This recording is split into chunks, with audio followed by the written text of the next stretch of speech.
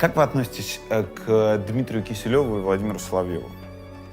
Это безусловные профессионалы, мастера пропаганды высшего качества, негодяи с большой буквы, негодяи, что Соловьев, что Киселев. Презренные люди, которые являются частью информационного спецназа, который убивает людей.